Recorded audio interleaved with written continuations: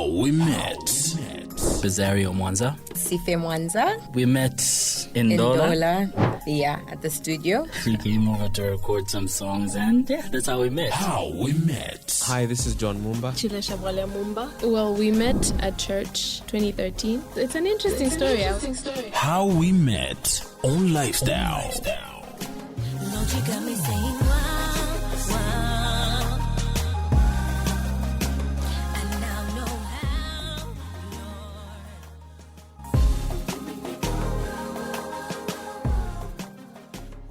Lord. This is Mr. and Mrs. Mubonda. She's Theresa. I'm Patrick Mubonda. I think that was 2008, and that was in Mongu. She had come to work in Mongu and Beachwood Engineers, and I think there was one time when she came to church. Apparently, I think that was when she joined the praise team, and I saw this beautiful girl, Jem, singing in the praise team, and I mean, because of her voice, I think she caught my attention. Then I also looked at her appearance. I was like, wow, this must be a God-given,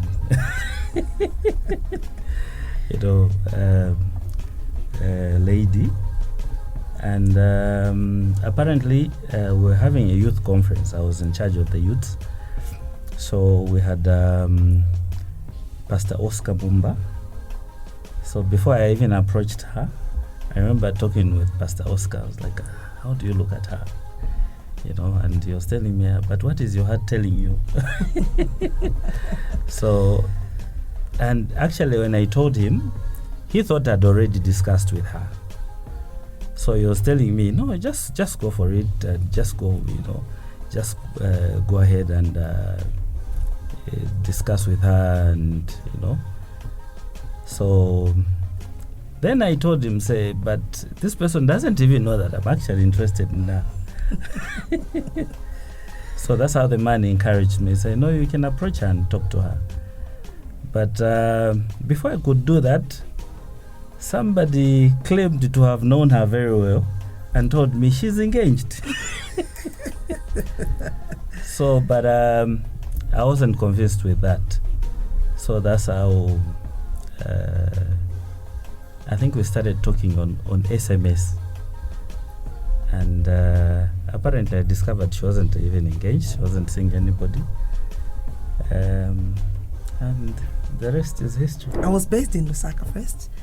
Then a project came forth at work. That's Beachwood Engineers. We're doing a water reticulation program. So I had to go to Mongu. And I was the office manager there. So when I reached Mongu, I didn't know anybody. Okay, there was my sister there. But most of the times I would spend my times alone. And that's how I went to Bread of Life Church. Because apparently here I used to be with Winners Chapel.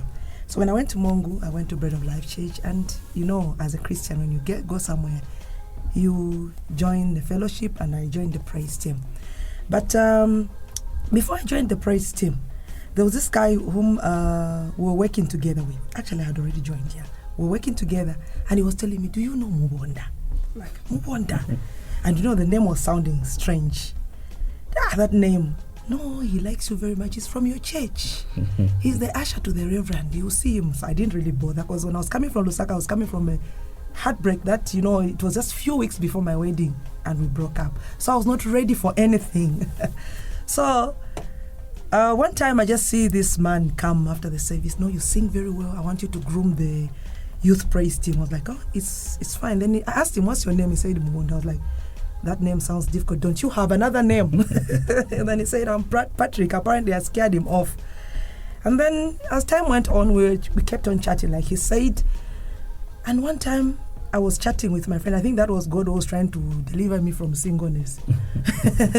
I was chatting with my friend. No, we were encouraging each other as singles, because we had delayed getting married.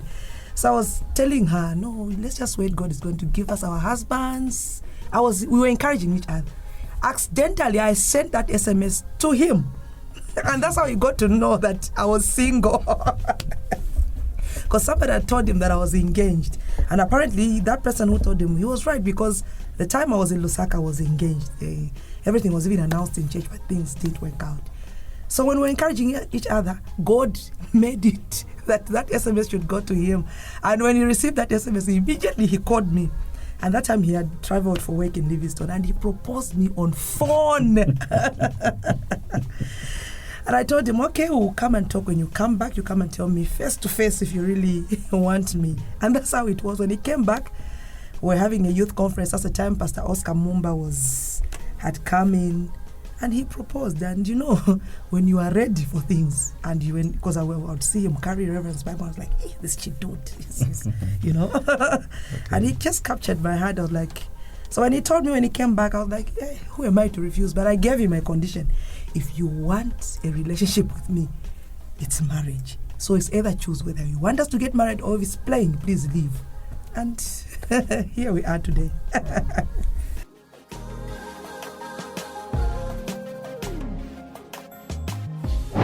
Actually, the engagement, first of all, we had it at the youth meeting. We're having a youth meeting, and that's where I engaged her from.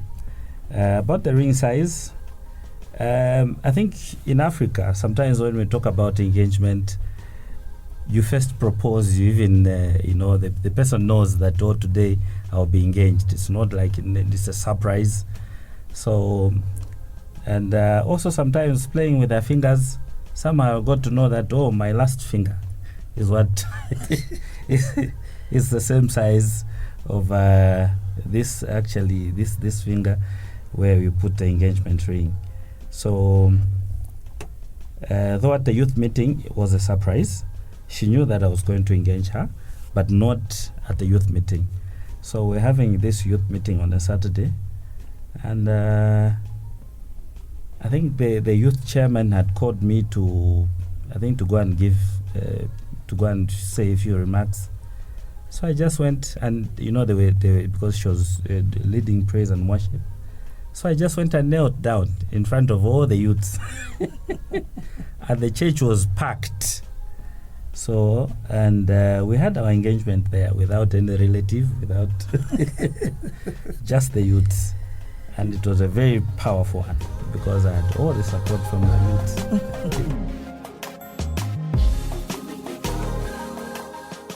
For the dress, what happened was, before the wedding, after he just engaged me, I started looking for dresses in Mongo, and Mongo is a rural place. I couldn't find any. I came to Lusaka. I went shop by shop because I had a particular design that I really wanted. And I wanted 2 wedding dresses for the church and the reception. I went round, I couldn't find anything. Now I have a friend, Patience. She had gotten married the previous year. So when I went to her place, I was complaining, I can't find the dress that I want and what. So she was like, okay, try in my wedding dress. So I went, I wore her wedding dress and I looked stunning. And that's how I got her dress. Now for the second dress for the reception, I checked, I couldn't find anything. So when I went back to Mongo, there's this lady, she's a business lady, she usually goes to Dubai. So I gave her the description and she went and bought the exact wedding dress. It's a top and a straight skirt with a tail. And that's how she got it. So the challenge was, I didn't see what I wanted really, that would follow my shape, because I was so tiny. And I really wanted to show that tininess because I knew that one day I'll be big the way I am. She's changed. I was tiny.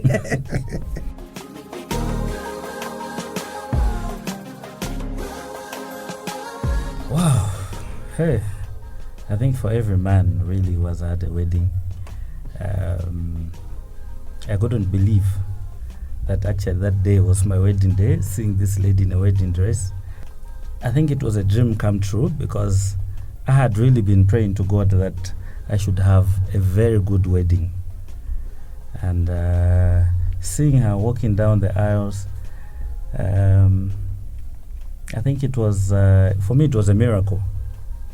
It was a miracle, one, because before she said yes to my proposal, just like she said that, she was coming from a breakup, I was actually coming from a disappointment. The lady that I was supposed to, that I had actually almost wanted, that I almost engaged, disappointed me, and somehow I'd given up on marriage. I was like, no, I think these ladies are just the same. So with her, maybe because of her spiritual life, I was so encouraged. So seeing her walking down the aisles was a dream come true. It was a miracle for me, and I really got encouraged. It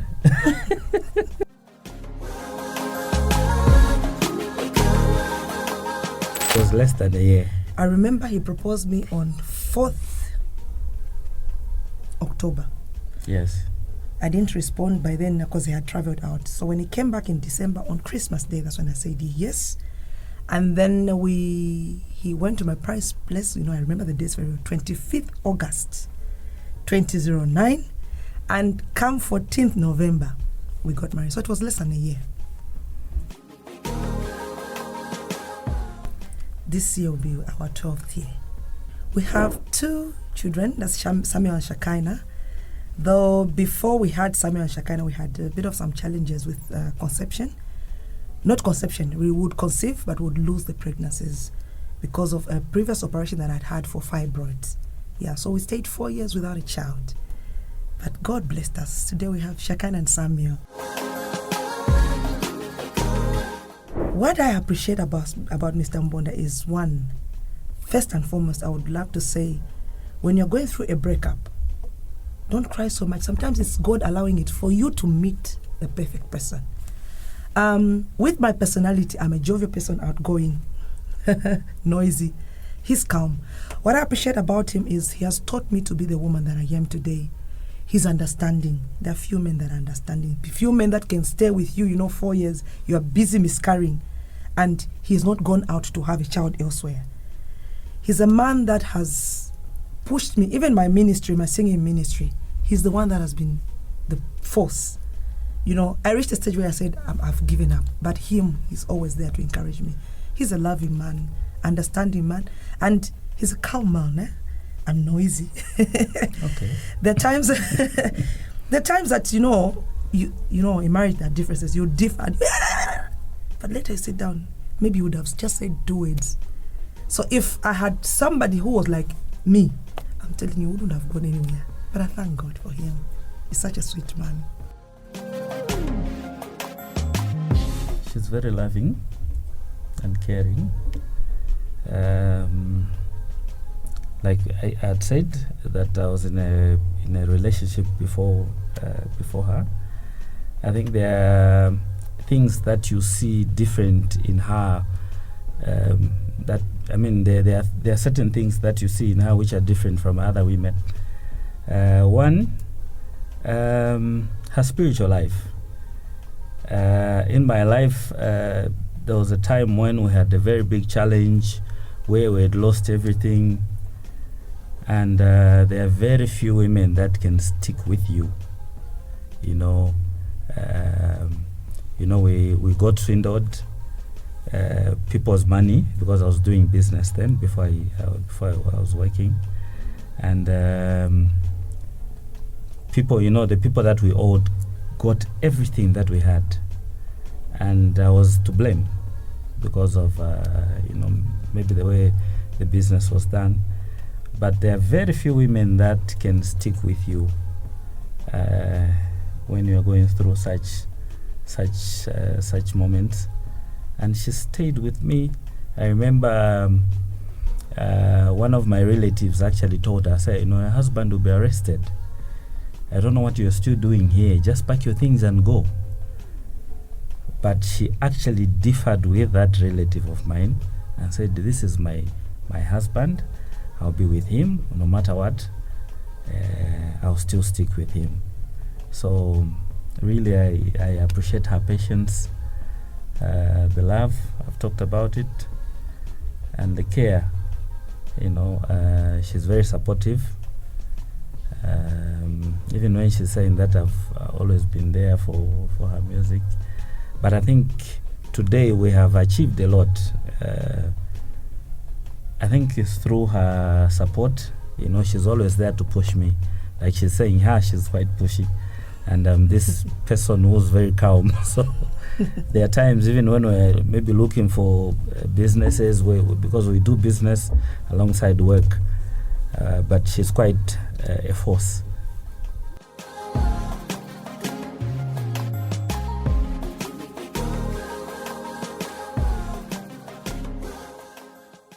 What has kept our love alive despite the challenges? I think it's the love and the commitment. And above all, it's God. It's by the grace of God. It's just been God. Because I can't really point really to say, I did this and this is what has kept us. It's just by the grace of God.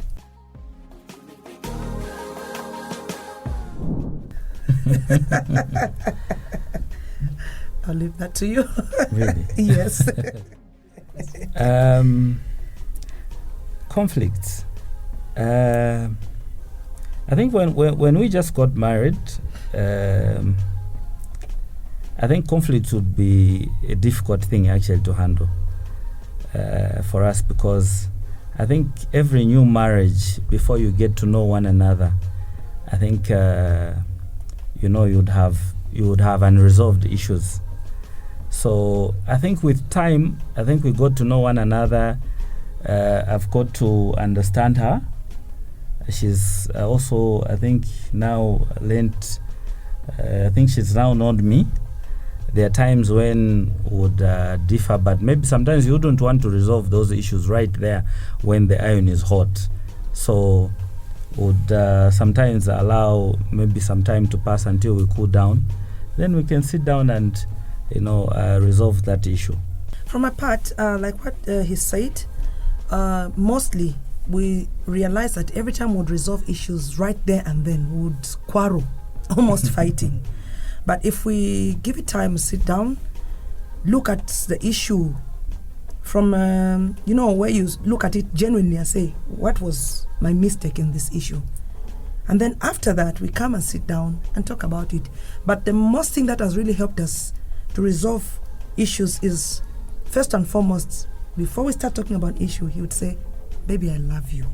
Despite what we're going through, I love you. That just melts my heart if I'm angry. And even as we resolve out, know that even if we've quarreled or differed like this, my husband loves me. And what I've learned is, in marriage, the first thing to do before you bring out an issue that is really hurting, appreciate your friend first. Tell them what you appreciate about them. Tell them about their strengths, because when you just rush straight to telling them their weaknesses, men are naturally egoistic. They would want to defend themselves. So I've realized that the first thing I do is I pamper him. I make him feel good. At times when you are angry, you can't pamper, but you control yourself and begin to tell him nice words, and then from the nice words, as he feels good, that's when you hammer.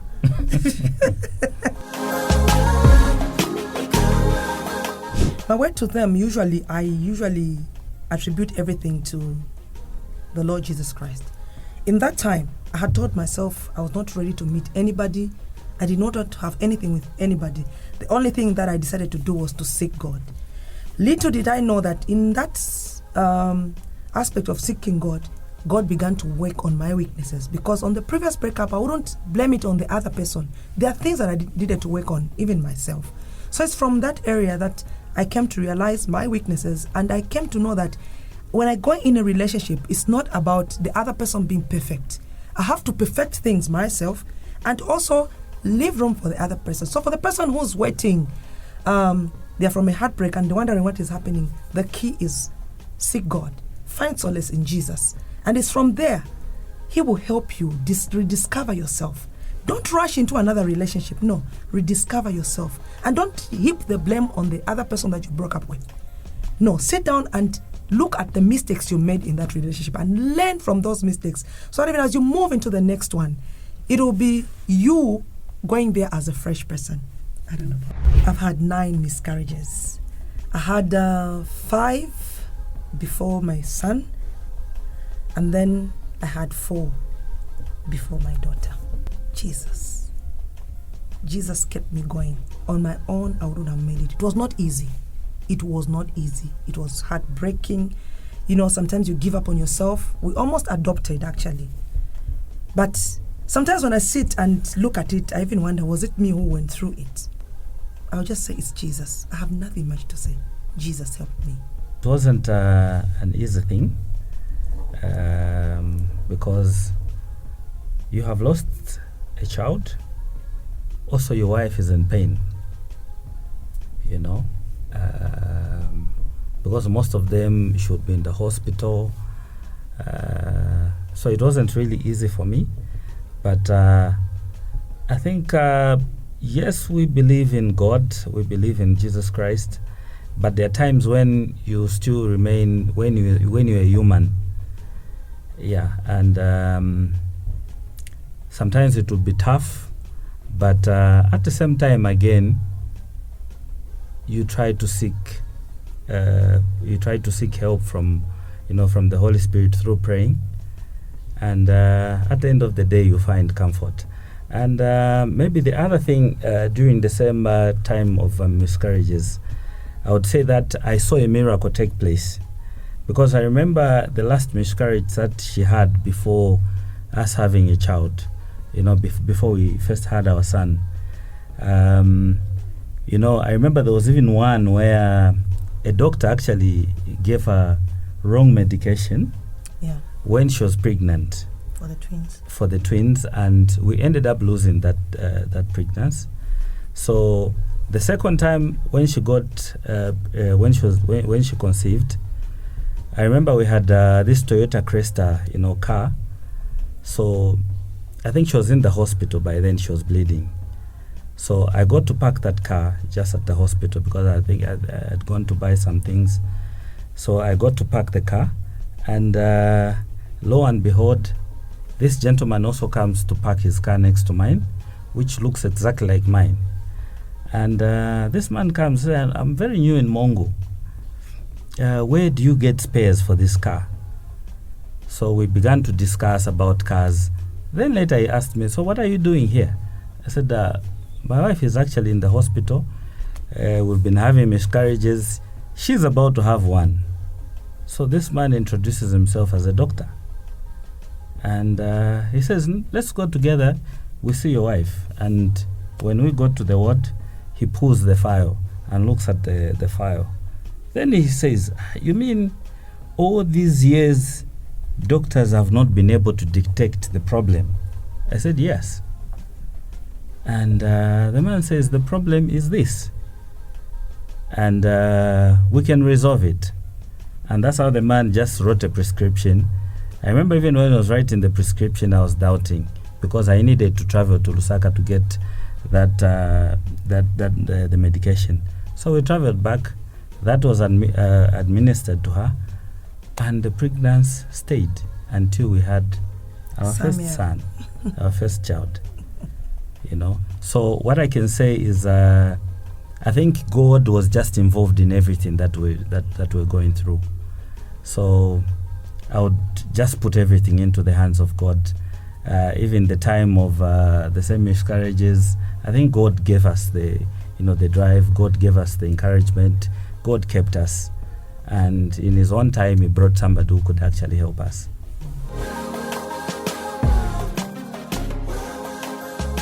First October, 22nd September. We celebrate hers, then mine. Birth being a big deal. Sometimes no. It just depends on, there are times that you have enough, the times that you don't have, you just tell each other, happy birthday, I love you. And maybe at the time when you would have, you would buy for each other anything. But mostly, I usually, personally, on his birthdays, I make sure there's something for him because he had told me from childhood, nobody had ever done something for him on his birthday. So I've taken that as my mandate to make him happy for the rest of his life, that on his birthday every time I'll be doing something for him. He does cakes. Sometimes he takes me out. When you don't have, you don't have. You accept it, live within your means. Yeah, even just a kiss is enough. Birthdays. For me, like she said, no one ever did anything for me when I was growing up. So I've actually told myself that I must do what was never done to me. So even for her, I try at least every birthday I must at least get her something. But the ones that we never miss, or the ones that we always make sure that we do something for the kids. My names on social media are Theresa Liswani Mubonda. That is my account, and just the page, just type Theresa. Yeah. And then on YouTube. Yeah. They can get us on 0977 727484, and his number is 0975 311 723. My name is Theresa Liswani Mubonda. My name is Patrick Mubonda. And this is how we met.